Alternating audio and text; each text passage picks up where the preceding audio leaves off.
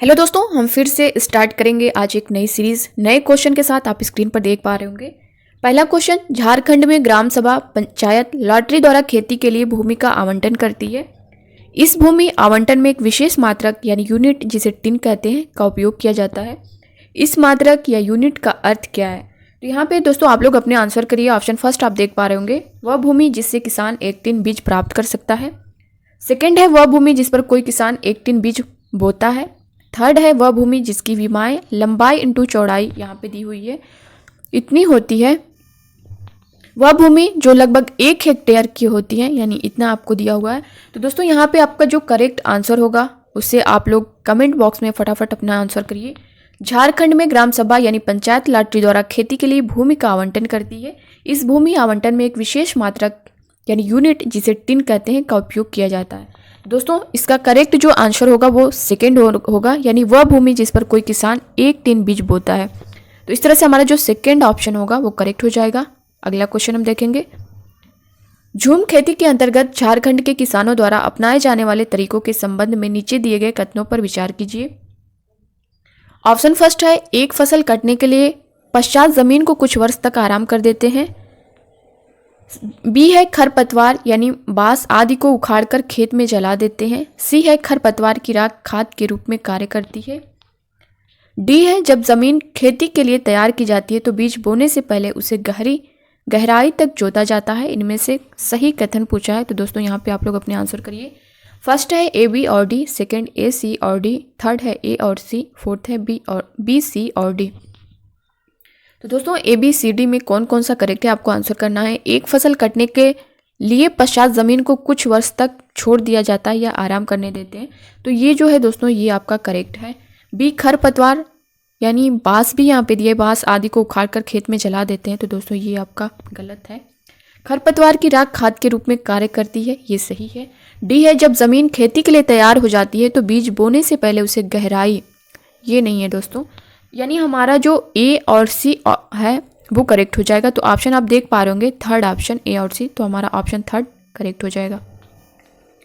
अगला क्वेश्चन आप स्क्रीन पर देख पा रहे होंगे और ये बहुत इंपॉर्टेंट क्वेश्चन है। ये तरह तरह से आपको घुमा के ये क्वेश्चन पूछता है, इसलिए मैंने आपके सामने इसको रखा है। हमारे देश के एक राज्य में प्रेक्षण करने पर यह पाया गया कि वहाँ के ग्रामीण क्षेत्रों के अधिकांश मकान मजबूत बांस के खंभों पर बने हैं। इनके लकड़ी के फर्श जमीन से लगभग 3 से सॉरी दोस्तों यहाँ पे थोड़ा मिस्टेक है, यानी 3 से 3.5 मीटर की ऊंचाई पर बने हैं। मकानों की दीवारें भी लकड़ी की बनी हैं। यहाँ भारी वर्षा होने के कारण मकानों की छतें सामान्यतः ढालू हैं। ये कौन सा राज्य हो सकता है? तो दोस्तों यहाँ पे आप लोग अपने आंसर करिए। ऑप्शन फर्स्ट है बिहार, सेकेंड असम, थर्ड है गुजरात, फोर्थ है उत्तराखंड। तो दोस्तों यहाँ पे तो आप लोग कोई गलती नहीं करने वाले हैं, क्योंकि मैंने बहुत अच्छे से इस क्वेश्चन को कई बार बताया है, एनसीईआरटी में भी बताया है। तो यहाँ पे आपका जो करेक्ट आंसर होगा वो दोस्तों असम होगा। तो इस पर हम लोग ज़्यादा टाइम नहीं लेंगे दोस्तों। यहाँ पे 3 से 3.5 होगा, यानी 3 से 3.5 मीटर की ऊंचाई यहाँ पे होगा। यहाँ पे थोड़ा मिस्टेक हो गया यहाँ। अगला क्वेश्चन देखेंगे। हमारे देश में आदिवासी हजारों वर्ष पूर्व के कांसे ब्रांज की बुनी बहुत सी वस्तुओं, बर्तन, मूर्तियां आदि का उपयोग करते हैं। आज भी हम अपने घरों में कांसे का उपयोग करते हैं। निम्नलिखित में से कांसे के बारे में सर्वश्रेष्ठ कथन को चुनिए। फर्स्ट है, आयरन या लोहा और सिल्वर यानी चांदी आदि की भांति कांसा भी एक तत्व है। सेकेंड है, कांसा एल्युमिनियम, कॉपर, तांबा और जिंक का मिश्रण है। थर्ड है, कांसा कॉपर यानी तांबा और जिंक की मिश्र धातु है। फोर्थ है, कांसा कॉपर यानी तांबा और टिन की मिश्र धातु है। तो दोस्तों यहाँ पे जो भी करेक्ट आंसर है आप लोग कमेंट करिए। दोस्तों इसका जो करेक्ट आंसर होगा वो फोर्थ होगा, यानी कांसा कॉपर ब्रैकेट में तांबा आप देख पा रहे होंगे और टिन की मिश्र धातु है। तो हमारा जो फोर्थ ऑप्शन है ये करेक्ट हो जाएगा। अगला क्वेश्चन हम देखेंगे। सामुदायिक संसाधन को प्राथमिक स्तर पर पर्यावरण अध्ययन को पढ़ाने का महत्वपूर्ण साधन माना जाता है, क्योंकि फर्स्ट ये सस्ता है, सेकंड इसमें अनुभवी व्यक्ति होते हैं, थर्ड यह अनुभवों से सीखने का अवसर देता है, फोर्थ यह आसानी से उपलब्ध होता है।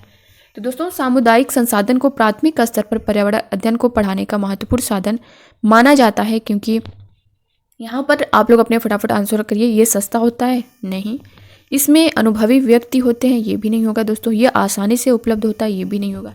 यानी आपका जो करेक्ट आंसर है थर्ड ऑप्शन, यह अनुभवों से सीखने का अवसर देता है, ये हमारा करेक्ट आंसर होगा। अगला क्वेश्चन हम देखेंगे, पेड़ पौधे एवं पशु परिवार एवं मित्र नामक थीम विषय का भाग है, इस प्रकार के स्थापन का कारण है। ए, विद्यार्थियों को इस योग्य बनाना कि वे पेड़ पौधों एवं पशुओं को अपने परिवारों का भाग माने। बी है, पेड़ पौधों एवं पशुओं के प्रति विद्यार्थियों में संवेदनशीलता विकसित करना। सी है, इन रूढ़िबद्ध धारणाओं को तोड़ना जिनके अनुसार पेड़ पौधे एवं पशु हमारे परिवार का भाग नहीं हो सकते हैं। तो दोस्तों यहाँ पे ऑप्शन है ए तथा बी, सेकंड है बी तथा सी, थर्ड है ए तथा सी, फोर्थ है ए, बी और सी। तो दोस्तों यहाँ पे आप लोग अपने आंसर करिए। पेड़ पौधे एवं पशु परिवार एवं मित्र नामक थीम का भाग है, इस प्रकार के स्थापन का कारण क्या है? विद्यार्थियों को इस योग्य बनाना कि वे पेड़ पौधों एवं पशुओं को अपने परिवारों का भाग माने, ये करेक्ट होगा। पेड़ पौधों एवं पशुओं के प्रति विद्यार्थियों में संवेदनशीलता विकसित करना, ये भी दोस्तों आपका करेक्ट होगा। उन रूढ़िबद्ध धारणाओं को तोड़ना जिनके अनुसार पेड़ पौधे एवं पशु हमारे परिवार का भाग नहीं हो सकते हैं, दोस्तों ये नहीं होगा आपका। तो हमारा ए और बी करेक्ट होगा, यानी ऑप्शन फर्स्ट जो है ये हमारा करेक्ट हो जाएगा। अगला क्वेश्चन हम देखेंगे, प्राथमिक स्तर पर ईवीएस पढ़ाने का एक प्रमुख उद्देश्य विद्यार्थियों को इस योग्य बनाना है कि ऑप्शन फर्स्ट है, वे ऐसे कौशल अर्जित करें जिनसे वे स्वतंत्र रूप से पर्यावरण को बचाने हेतु क्रियाकलाप करें। सेकंड है, उच्च प्राथमिक स्तर की पढ़ाई हेतु पर्यावरण संबंधी प्रत्यय अर्जित करें। थर्ड है, विद्यार्थियों को कक्षा की शिक्षा को विद्यालय से बाहर के जीवन से जोड़ने में मदद हो।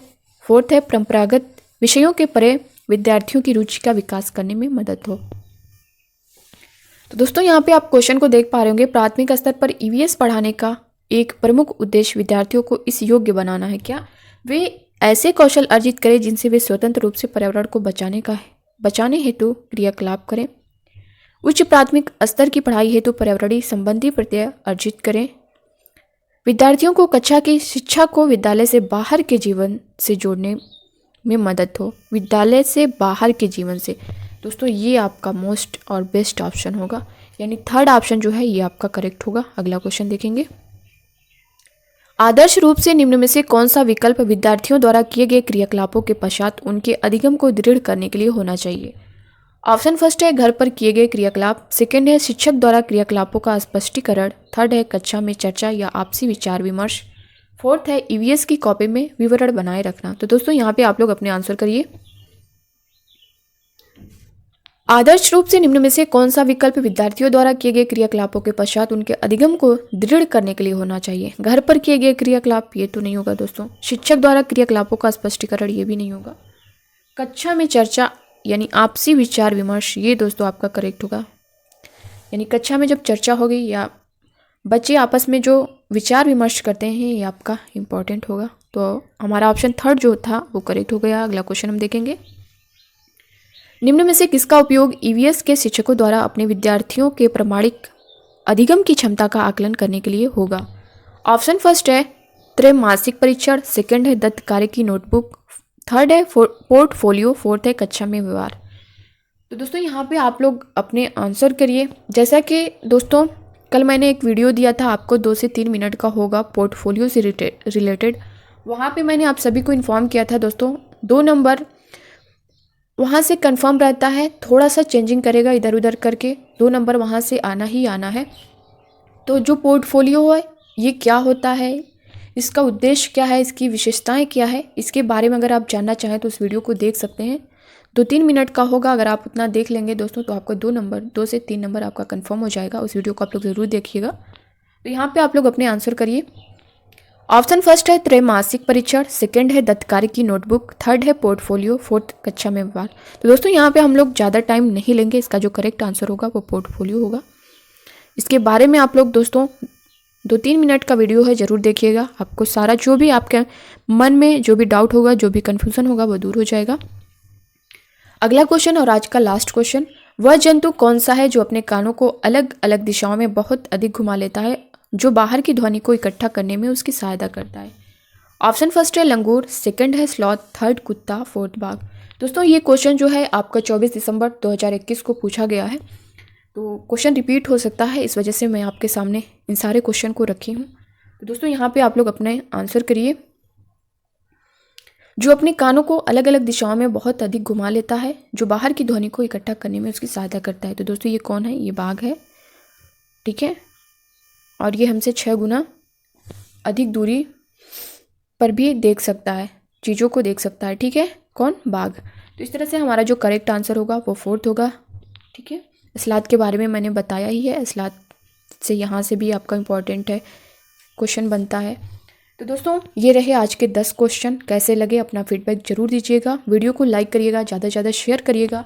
और दोस्तों अगर आप नए हो तो चैनल को ज़रूर सब्सक्राइब करिएगा, ताकि हर वीडियो हर अपडेट आपको टाइम टू टाइम मिलता रहे। तो दोस्तों मिलते हैं अब नेक्स्ट वीडियो में नए कंटेंट के साथ, नई सीरीज़ के साथ, नए क्वेश्चन के साथ। तब तक के लिए बाय बाय, टेक केयर, खुश रहिए, पढ़ते रहिए।